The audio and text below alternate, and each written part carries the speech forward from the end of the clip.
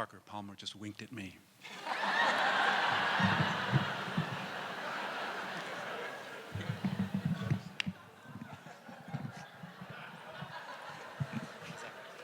That's good.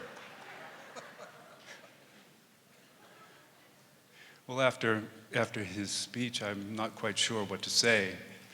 I knew he would deliver the gold. We all did, but thank you. Yeah. Good afternoon.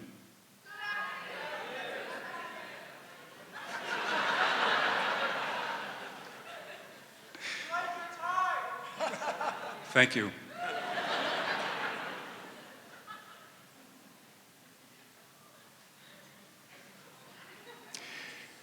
I would like to talk about Naropa this afternoon, briefly. Both Naropa the person and the Naropa the university, for whom our university is named. I thought of talking about Naropa because, well, partly as a parting gift to our beloved graduates, and also because I think talking about our foundation myth, which is maybe one way to talk about Naropa's story. Talking about our foundation myth can be a very powerful way of examining or shedding light on, let's just say, an exciting time. As everyone graduating here knows, Naropa University was founded by Chögyam Trungpa Rinpoche, who was himself a lineage holder of Naropa, the Mahapandita Naropa, the historical Naropa. And he named this university after Naropa. I noticed in preparing for this that next year actually marks Naropa's 1000th birthday. Yeah, I thought so too. Woo. He'll be 1000. Maybe we should make water bottles or something, I don't know.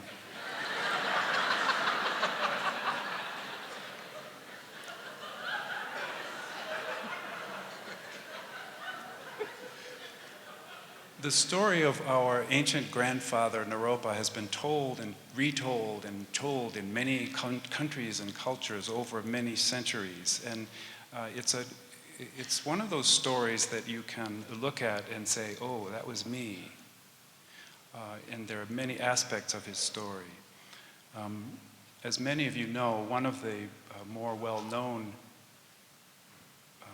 events, you could say, in Naropa's life was when he was a very accomplished academic at Nalanda University in India, which was, the Harvard or Oxford of the Asian world during quite a few centuries. And Naropa was a very expert debater, a fabulous thinker and talker, and he probably had tenure, and I'm sure he had a good salary, and he was up to date in his field and all of those things. And he was probably feeling pretty good about himself. And it was during this moment that the hag appears to him.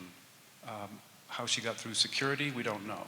But there she was in his room, and the descriptions of her are thrilling, but we don't have time to go into them. But the ones I especially like are about the hairy moles and her breath. But anyway, she was quite terrifying and came out of nowhere, and she made it very clear to Naropa in no nice terminology that he actually, he had lots of learning, lots of degrees, and all of those things, but that all of his erudition, all of his accomplishments didn't amount to much more than a yellow hole in the snow.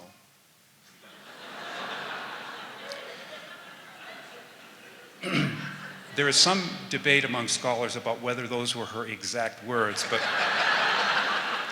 the meaning was clear. After this encounter, it was impossible for Naropa to go on with his life. Sorry. But it set Naropa, one of the things that the hag told him is, because he didn't know you-know-what from Shinola, that he better actually get himself to her brother, Tilopa, where he could actually get the real information. the actual meaning. He knew the words, but not the meaning. And that part of the story is very important for us to consider again and again in our own journeys as we go along, because we very often get the words, but not the meaning. So Naropa set out on his journey to find Tilopa, his teacher, and that itself was very difficult. He had to travel a great distance, and Tilopa set up all of these hallucinations for him, which you can read about, which Naropa got all wrong. He got everything wrong, every step of the way. And finally, he ended up meeting Tilopa in person, and imagine his dismay when he discovered that Tilopa at the time was basically a homeless man living under a bridge. We don't put all of this on the Naropa website, by the way, that this is our founding legend. It's hard to talk about.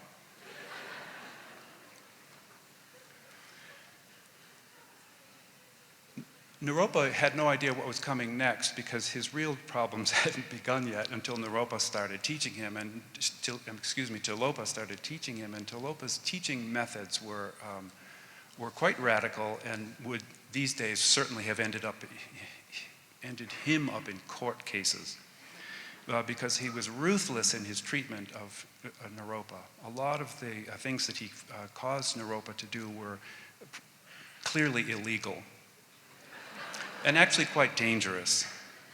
And it was a long period of 12 years during which Naropa really amazingly stayed with it. He stayed with him and he stayed with it until finally Tilopa was able to transmit to him the exact meaning, the meaning of what was behind the words or beyond the words. What did it actually mean? So this story is part of the DNA of our university.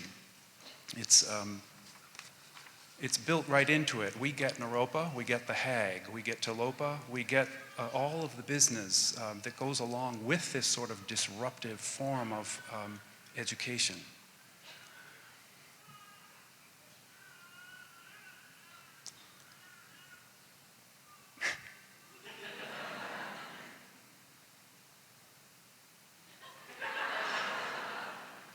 The Hag is actually, her energy is worth considering because she shows up at the most awkward moment. It's with news that is probably about the last thing that we want to hear. And this can show up in so many different forms and not necessarily in the form of a hag. I sometimes think of the Hag at Naropa as being like one of, I think, the most terrifying characters in all movies, and that is Mystique. Do you know her character in the X-Men movies? She can take whatever form she wants immediately, and you don't know who you're talking to ever. So the Hag is somewhat like that. So the Hag energy shows up. It can show up personally or institutionally. And the message is often quite uncomfortable and actually unwelcome initially. I mean, Naropa wasn't thrilled to have her show up in his room. And being called out as an institution and as a person is not going to be fun, either way. So this is part of the myth. This is the DNA of our university itself, and that it's built right into it, that as soon as we think we've got it, we better watch out.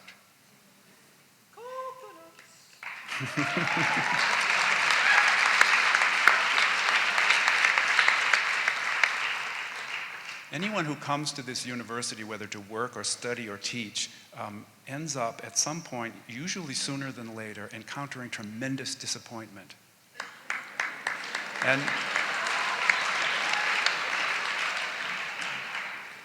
I wonder why that's, anyway. Even desolation, not just disappointment, desolation. And this disappointment that everyone here who's paying even 10% attention, that this disappointment is not all false advertising and incompetence on our part, although we have dabbled in those things in the past.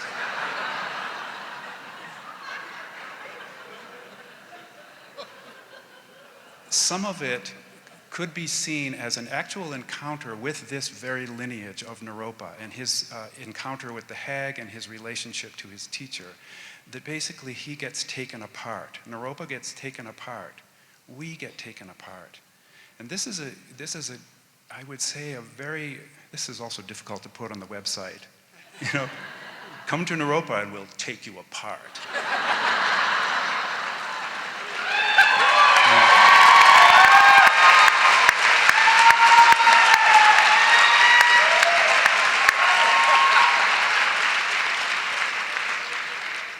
Your applause is really sick.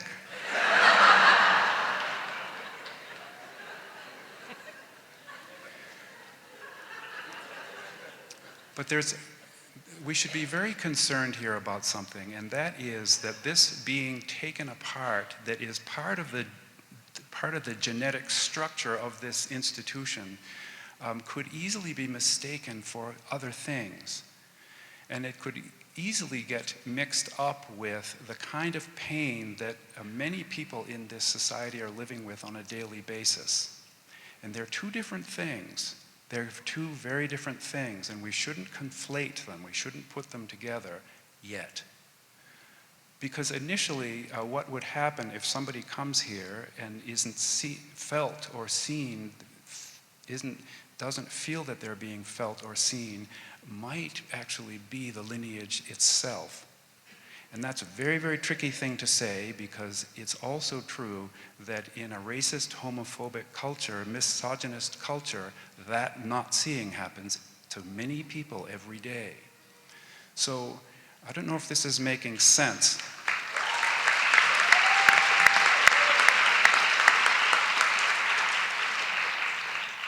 And we cannot throw out one at the expense of the other, because they're both part of what we have to do here. And if we do it right, which will be difficult and take a long time, the two things the being taken apart can be held properly for everyone, so that when people come here, they can actually get the whole lineage.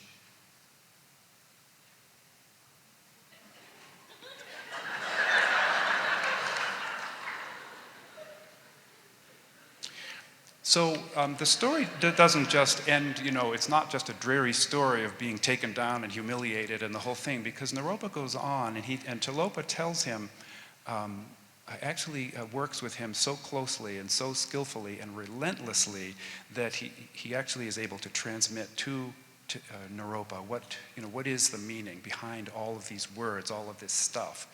And what the lineage is that is set in motion by that 1,000 years ago is one of looking at the mind. You look at the mind. What is it? It's one thing to have a body of knowledge, fine. You could have a body of baseball cards.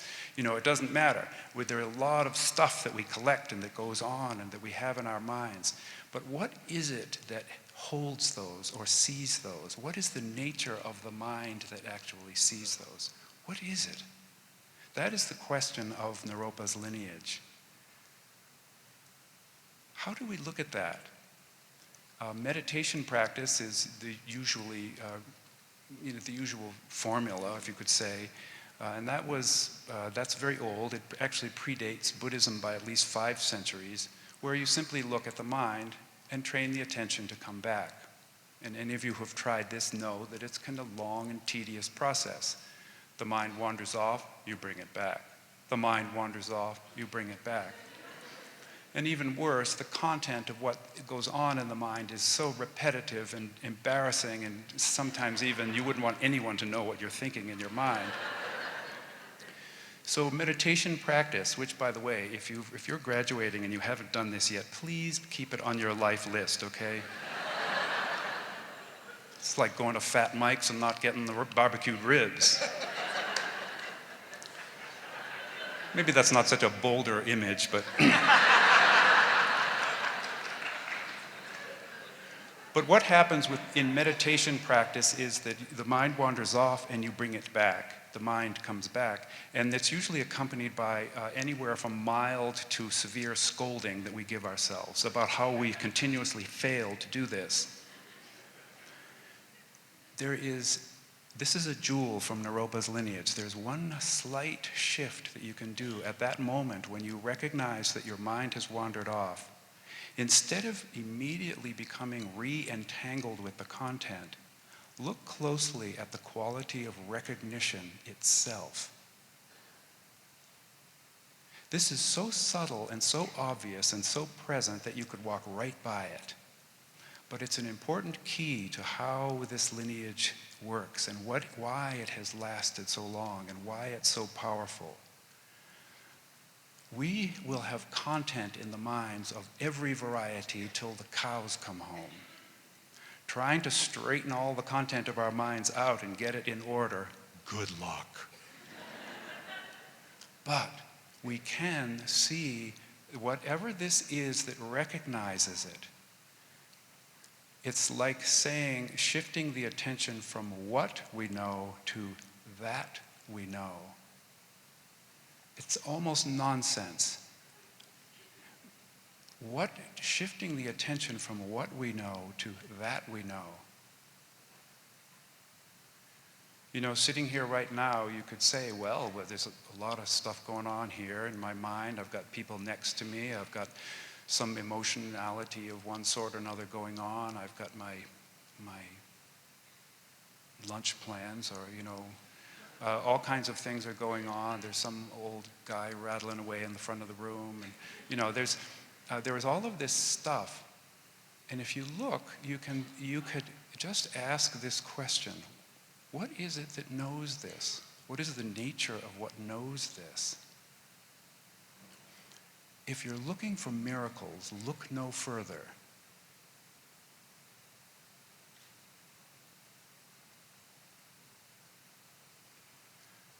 Possibly one of the most difficult things about this is remembering to do it. You can have a glimpse of this miracle of mind, and then in the next moment you're just back to frying hamburgers and running around mentally. So, good luck with that.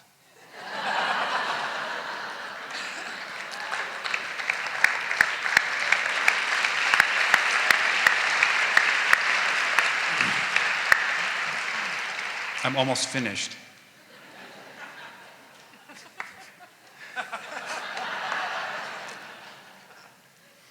Sometimes you could say this view of mind, of being able to see that we know rather than what we know, is sometimes easily taken over by a greedy little mind saying, well, okay, I'm going to be detached from my experience. I will experience a good Buddhistic detachment. And thereby I will thereby stay out of trouble. Sorry. You can't do that. You mustn't do that. You can if you want to, actually, but please don't.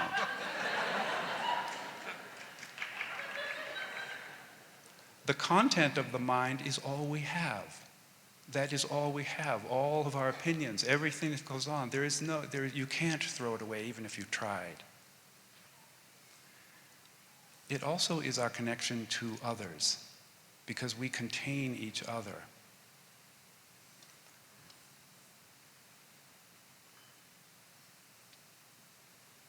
So finally, my question is, what about the hag? What happened to her? I always wanted to know, what happened to the hag? And you know, when you read, you can read myths as symbolic, and the hag, you could say, is the disappearance of ambition. She just evaporates. She gets her job done, and then gone. Which is actually how meditation can happen properly, that there's no residue, there's no leftover accomplishment. In fact, any sense of accomplishment or pride connected with it is more than slightly problematic. It's actually just more content. So I was thinking of the hag. If Naropa is 1,000, the hag is, probably 1,002. But then I was thinking, what if she probably doesn't like having her birthday mentioned? So I decided she might bite my head off if I mentioned her birthday. But what I would like to say is thank you to the hag. Good luck.